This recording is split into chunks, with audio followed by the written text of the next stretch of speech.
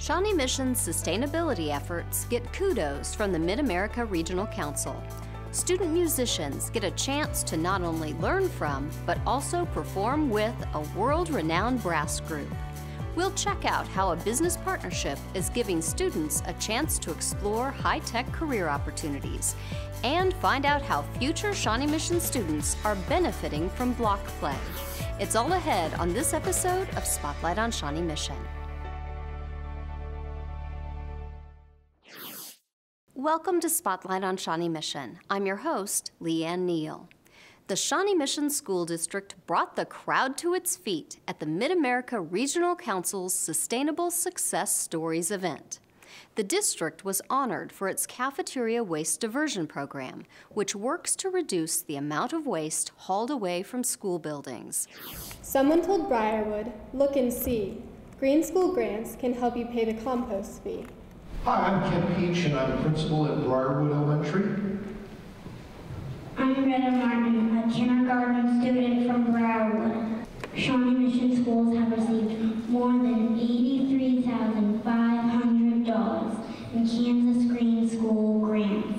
Taking their cue from a popular rhyming children's book, students, principals, and parents from across the district shared how a grassroots effort has grown into a program with multiple measurable benefits in Shawnee Mission.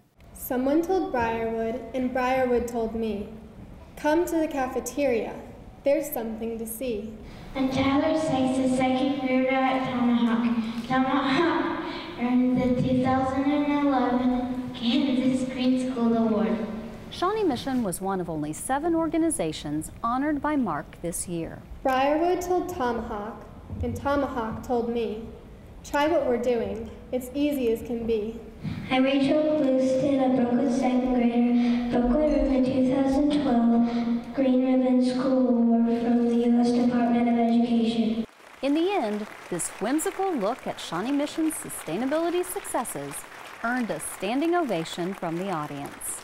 We're really proud of the work of our students. This has been a project that's been kind of a ground-up project, and we've had exciting success. We've got lots of involvement in this project. This program really began with one aluminum can, and there was no place to put this highly recyclable aluminum can. And I thought, we have to be able to do better than this. We have to be able to show our children alternative ways to do things with our waste. Hi, sweetie, you can put all of that in compost right here. Out of those small beginnings grew what is now the Cafeteria Waste Diversion Program, which currently includes a dozen district schools. In October alone, these schools collected 12 tons of cafeteria waste, keeping it out of the landfill. Trailwood, we were able to reduce our trash by 90%. And every 3 days, the trash company was going to pick up our refuse, and we were able to cut that back down to a single trip per week, which actually had a fairly significant financial savings for the district. When we first started composting, we were one of the few schools, and then to see it take hold and all of the schools working together to keep growing. My daughter's in high school, and she goes to East, and now I'm watching her get excited about the composting too. And so it's just neat to see it keep growing and more people getting on board with it. This drive, although started by adults, has caught on with students of all ages who recognize the benefits of sustainable living. Because it helps the earth, kind of, and so you can use things more than once. It feels amazing to finally see what we've accomplished, and to be here with so many other people who feel the same way and who have the same goals. And if anything, it just renews my drive to continue helping to create sustainable energy and to recycle and compost at my school. It was amazing. We had kids from every grade level, plus parents and principals on stage with placards that were celebrating the various successes we've had in the district for diverting food waste, but then also doing our recycling and green energy awards and things that have been received by the school. So it's been a great day, in my opinion, for Shawnee Mission. To begin the program, what are some suggestions that you would have to start something like this? As part of the event, Palmer and Lee served on a panel to answer questions from those interested in implementing similar programs in their own schools. So it's been a great forum, really, for the school district to get our story out to the community, and people are coming up and wanting to know how they can do it at their school as well. The district hopes to expand the cafeteria waste diversion program to more schools in the future. There were some pretty sweet sounds coming from Shawnee Mission West. Up next, student musicians tune up their skills with the Dallas Brass. And a local business gives students a chance to explore high-tech career opportunities. Find out how when Spotlight on Shawnee Mission returns.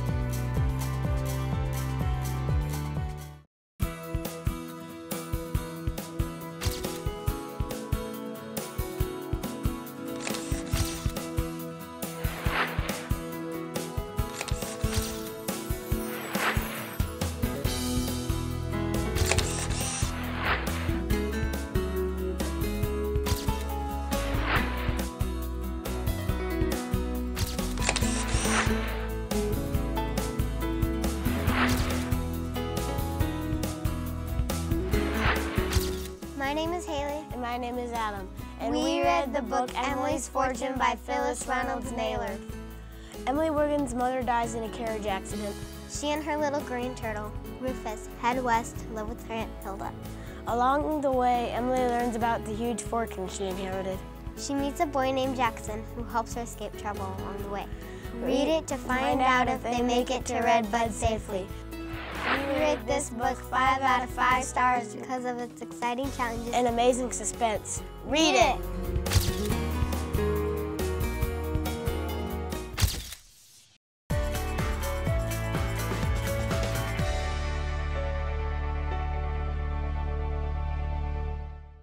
One, two, ready, go.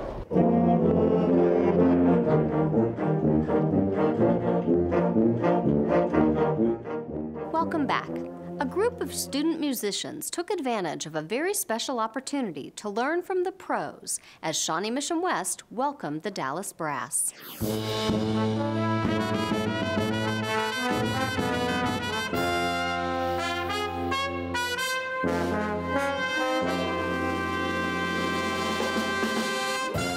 From familiar fare, such as the theme to Disney's Incredibles, to Tchaikovsky's Neapolitan Dance, the Dallas Brass showed they can do it all. They're literally world travelers. They've been here, there, and yonder. They've played for presidents. They've played for dignitaries literally around the world. Tonight, you're going to get a chance to really shake hands and get to meet these folks and truly learn and be educated by world-class performers. 1, 2, 1.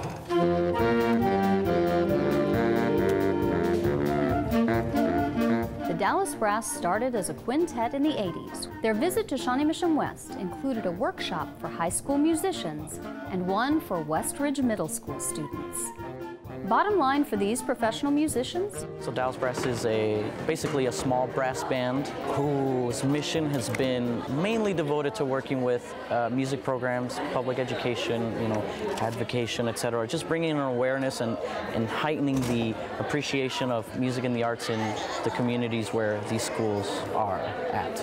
We have to exaggerate dynamics. That means you need to take what feels like forte and you gotta do more. And if you think you're playing piano, you have to play even softer. Juan taught the students that mastering the music is just part of a complete performance.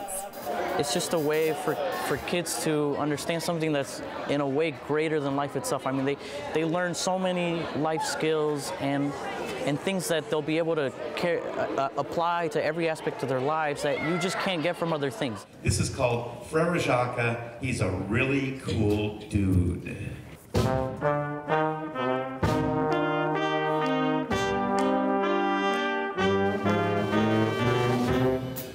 Although the group performs all over the country, the founder says its #1 priority is to get students involved. We give them, hopefully, some words of wisdom and some pointers on how to get better. Our motto is the more you practice, the better you get, the more fun it becomes. Tonight we're playing 2 pieces, one with high school, one with middle school, and it gives the kids an opportunity to share the stage with Dallas Brass, and it's all part of our master plan just to get them motivated and get them more excited about music.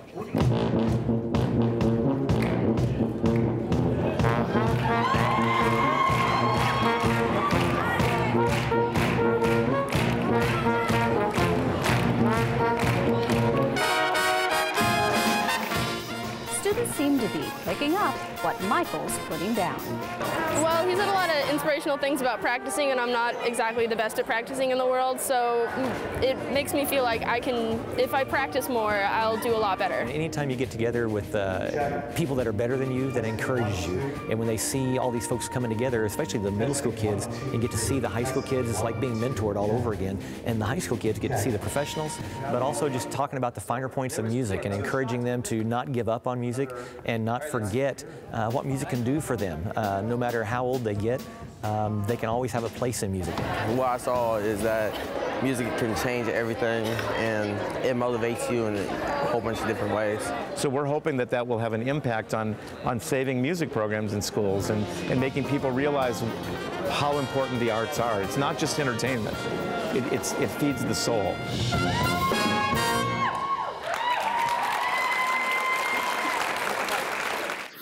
Some Shawnee Mission North students have a better idea what it takes to work in a high-tech environment after a visit to a company called ScripPro that's located right in their neighborhood. Operating out of Mission, Kansas, ScripPro manufactures robotic machines that are sold around the world. ScripPro creates products for pharmacies that automate the prescription filling process and just to help run the pharmacy. Students from Shawnee Mission North's computer programming and digital design classes had the chance to tour ScripPro's facilities. Each student got to try being a pharmaceutical technician and filling a prescription for M&Ms. Yep, and then scan your badge and put a cap on it right here. The robot, it counts pills and it dispenses them automatically, so it takes the human error out of getting the prescriptions right. The tour of the factory also included an interesting area called the Competitor Corral, which gives ScripPro's customers a chance to see how their robot stacks up against the competitors. I think the robot's really cool. I kind of want to know what goes into making it software-wise. Computer programming instructor Chuck Harrelson hopes the trip gives his students a feel for how classroom learning translates to the real world. Here, they can hear different employees talking about the things that we do in class. Why would I need to learn this? Where will I ever use this again? How might this apply to multiple careers down the road, and be able to see, yeah, that's something that I could do down the road. I like this. I can make this work. This is currently Flash. We're moving everything out of Flash into HTML5 and JavaScript. Does anybody know why? On the tour, students also got to visit with one of ScripPro's graphic designers to learn more about desktop publishing in action.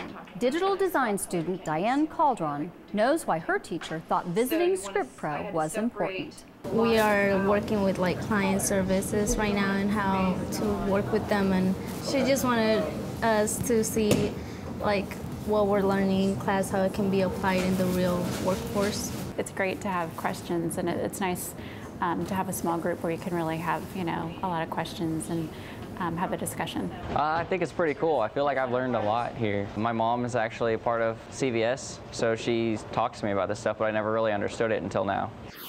As those high school students contemplate some high-tech careers, find out how children at the other end of the age spectrum are getting a jump on their math skills when Spotlight on Shawnee Mission returns.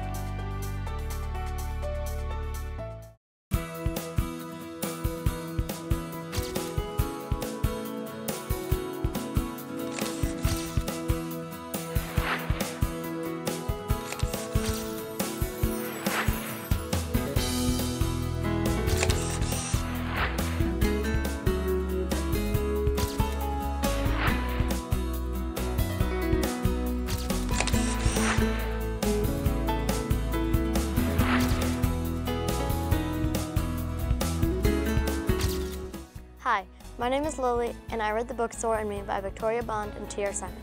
This book is all about the famous American author Zora Neale Hurston and her life as a child.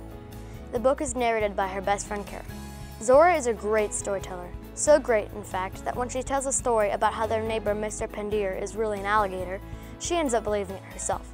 And when a body is found by the tracks, it's up to Zora and Carrie to find out if it really was Mr. Pendier or some other criminal.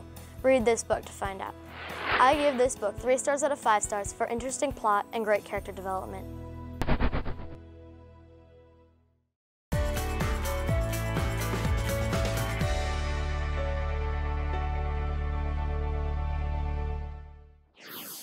Welcome back. It has been said that children are born to learn and that parents are their children's first best teachers. With this in mind, Shawnee Mission's Parents as Teachers program works to equip parents with the skills to make those early years count. One example of this is the program's yearly Blockfest event that invites parents and children to learn by exploring the world of blocks. The Block Fest is basically it's a festival where there's 5 different stations for kids, and it's for kids that are 8 months to 8 years old. What we do is we have parents come in and go from station to station, and they learn how to incorporate math and science skills into block building. Parent educators say that manipulating blocks helps young children develop early skills such as math literacy and the language of numbers. There's been research that shows that kids who do extensive block play at an early age, that it actually has shown that they test higher in math and science on tests in the middle school. It's yellow. That's yellow. At Blockfest, children and parents are able to experience different kinds of blocks. Unit blocks are small enough for tiny hands to grasp. They also help teach counting and colors. Brightly colored foam blocks help children begin to identify shapes and sizes. Wooden planks are usually made of flat, unfinished hardwood. The planks are usually the same size and color, offering interesting challenges for balancing. Brick blocks are especially entertaining for budding builders because they're easy to stack and also to knock over.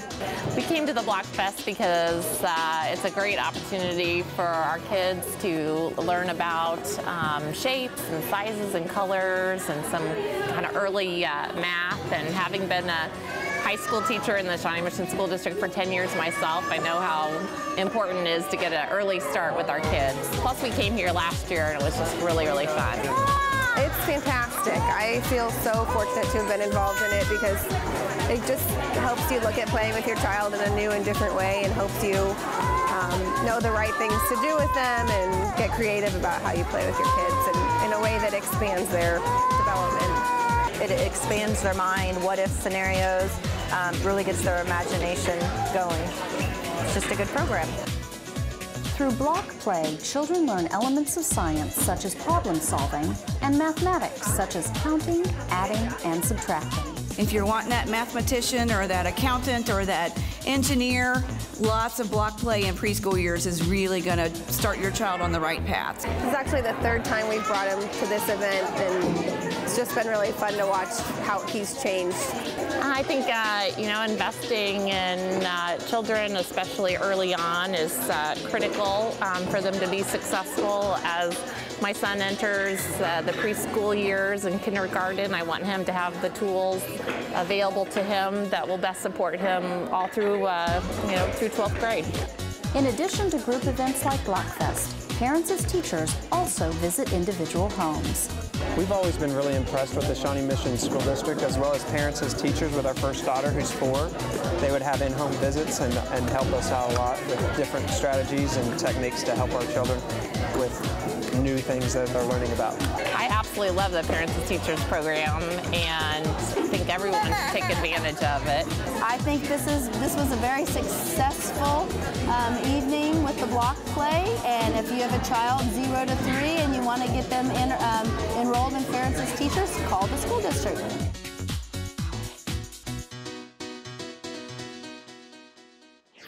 To learn more about Shawnee Mission's Parents as Teachers program, go to smsd.org, click on the Parents and Students tab and look for the Parents as Teachers link. That's all the time we have for this episode of Spotlight on Shawnee Mission. Join us again as we continue to feature the programs and people of Shawnee Mission who are helping guide students to success. Thank you for watching.